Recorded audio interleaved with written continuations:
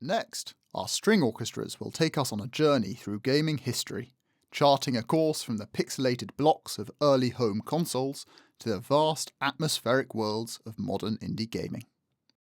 We begin in 1985 with the Sinfonietta performing the grandfather of modern gaming music, Koji Kondo's legendary overworld theme from Super Mario Bros. This ubiquitous piece revolutionized how composers approached game audio, moving away from simple background sound effects towards fully realized musical ideas. The theme features a delightfully jazzy, triadic melody, packed with bouncy syncopation that perfectly mirrors the rhythmic momentum of Mario jumping across obstacles. It is a masterclass in catchy, loopable songwriting that remains instantly recognizable across generations, capturing the pure, unadulterated joy of early home console gaming before playing out to its final classic notes. From the Mushroom Kingdom, the Sinfonietta then transitions into the handheld revolution of the mid-1990s with Pokémon Red and Blue. Composed by Junichi Masuda, this soundtrack had to overcome severe technical limitations, utilising only the 4 primitive audio channels available on the original Game Boy hardware.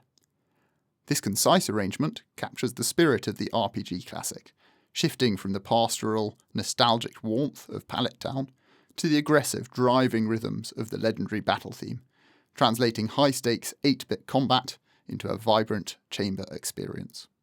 Finally, the chamber orchestra takes to stage to close this sequence, guiding us into the hauntingly beautiful world of indie gaming with 2 themes from Silksong. Silksong, the highly anticipated sequel to the 2017 masterpiece Hollow Knight, follows the Princess Protector Hornet as she navigates Farloom, a towering subterranean kingdom haunted by silk and song. Composer Christopher Larkin's score for the franchise is celebrated for its melancholic elegance, relying heavily on rich, intimate string textures that perfectly suit a chamber ensemble. The music acts as a vital piece of environmental storytelling, shifting effortlessly between fragile isolation and grand, tragic theatricality. The first of the 2 themes in this medley is Moss Grotto, which underscores the vividly green caves of lichen and water pools at the very beginning of Hornet's journey. The orchestration here is delicate and organic, capturing the damp, echoing ambience of the underworld with gently rippling motifs that mirror dripping water and the quiet mystery of a new world awakening. This serene atmosphere shifts dramatically with Trobio, the theme for Hornet's battle against a haughty, flamboyant butterfly, who performs for the kingdom's high citadel. In stark contrast to the ambient grotto, this piece is a burst of aristocratic energy.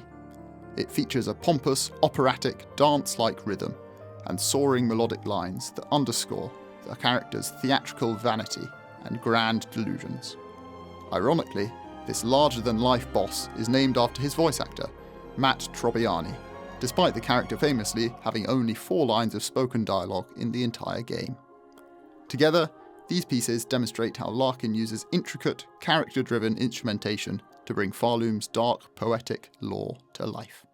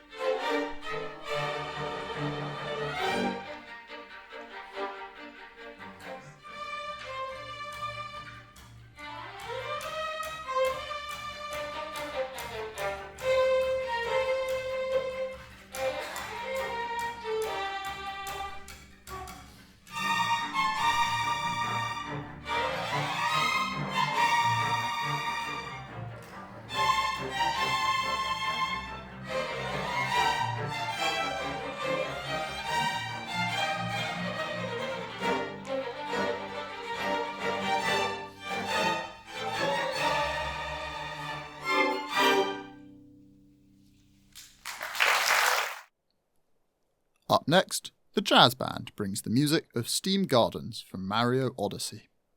In Super Mario Odyssey, Mario is once again trying to save Princess Peach from his enemy Bowser, embarking on an odyssey on the way. With his sidekick Cappy, Mario collects moons to fuel a ship to go from world to world to finally defeat Bowser and take back his true love. Steam Gardens is a game played in the Wooded Kingdom.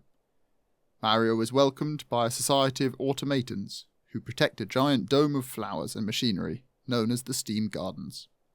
The music for this area is a strange blend of surf rock and 70s soul, and it's implied that the music diegetically plays through the speakers in the garden's machinery.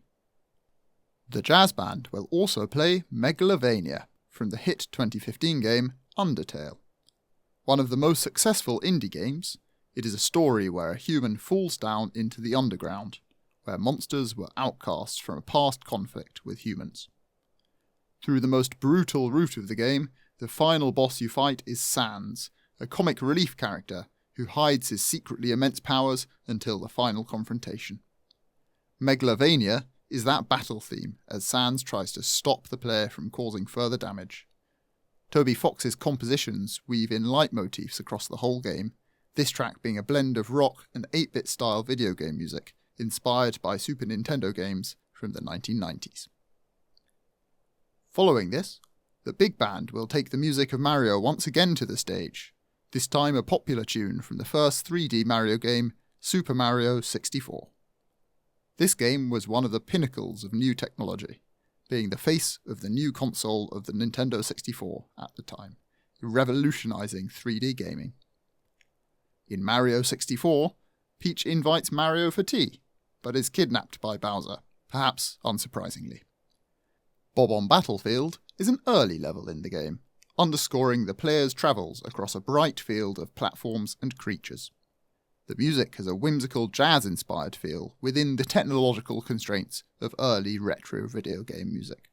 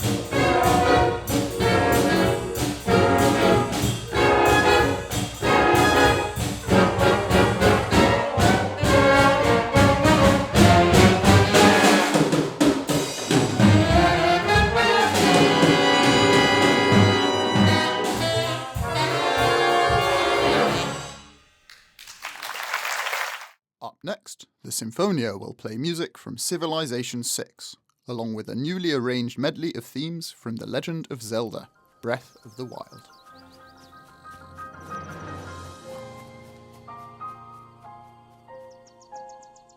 Breath of the Wild was released in 2017 by Nintendo, and is one of the most loved installments of the Zelda franchise, following the warrior Link as he travels the open world of Hyrule.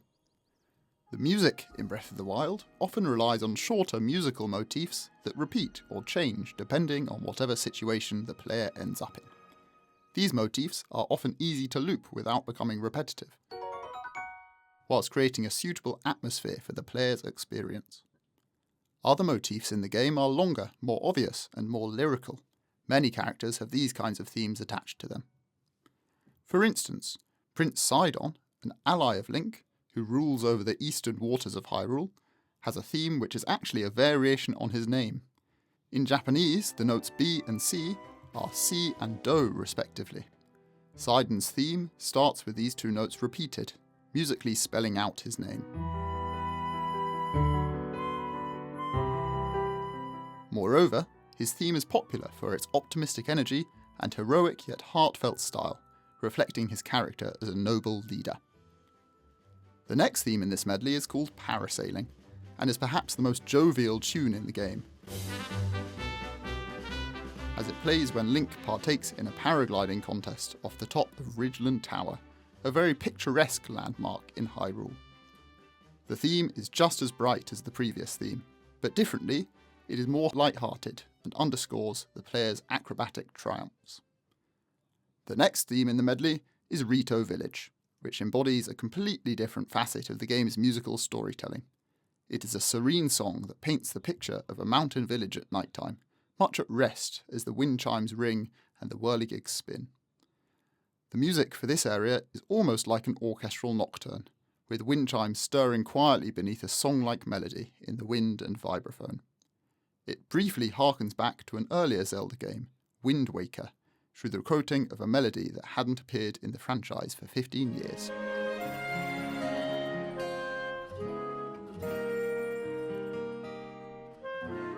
A reprise of the first theme, Prince Sidon, albeit one semitone higher, closes this newly arranged melody with a gentle sigh. Overall, the music of Breath of the Wild shows how the game composers have had to adapt their techniques, depending on the structure and feel of the game, especially for a game on such a scale as Breath of the Wild. This game really brings the player's stories to life through its masterful soundtrack, making the player's experience all that more meaningful across all Hyrule, from the wetlands of Sidon's domain to the peaks of Rito Village. Before this polyptych, however, Sinfonia will open with the main theme of Civilization VI, Sogno di Volare, which is a setting of modern Italian adaptations of Da Vinci's sketches on flight.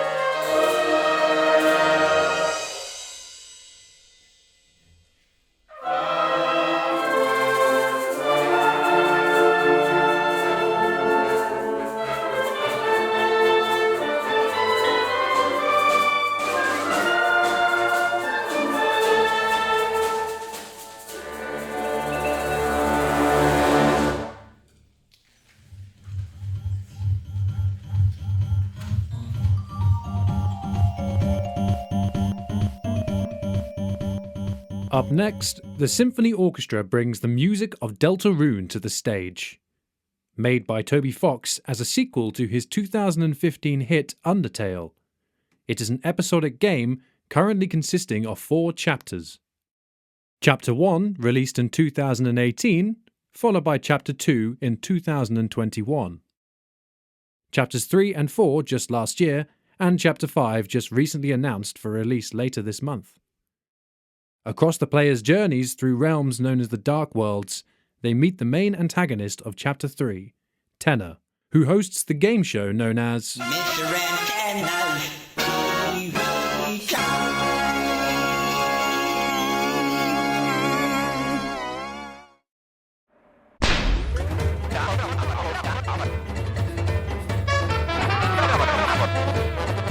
After much frolic and frenzy across his games, the chapter concludes with a final fight with Tenor himself. This climactic battle theme, named It's TV Time, after Tenor's catchphrase, is a great example of Toby Fox's musical style. Inspired by the 8-bit music of Super Nintendo games from the 90s, and often made up with small electronic samples or sound fonts rather than the real instruments. It's TV Time is vibrant and fast-paced, quickly switching between the Dorian and the Mixolydian modes, both very bright tonalities, and features many leitmotifs, including Tenor's theme.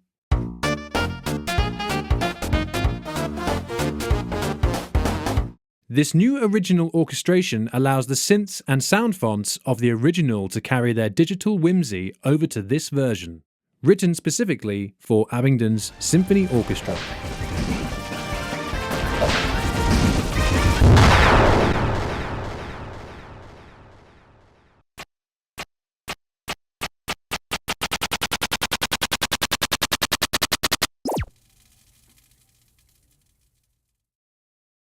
That will then lead to the finale of the evening, the symphonic suite from the 2007 Nintendo game Super Mario Galaxy. Mario embarks on his extraterrestrial mission to rescue Princess Peach from his nemesis Bowser, collecting Power Stars along the way.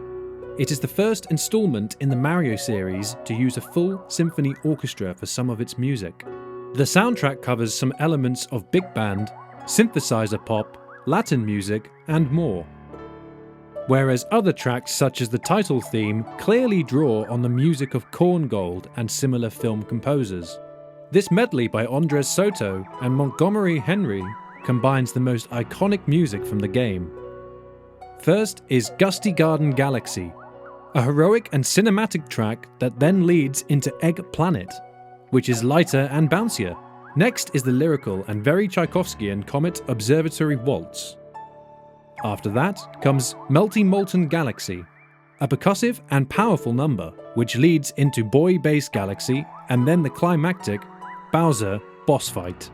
All the while, there is nothing but solid, cinematic and exciting energy to accompany Mario's adventure.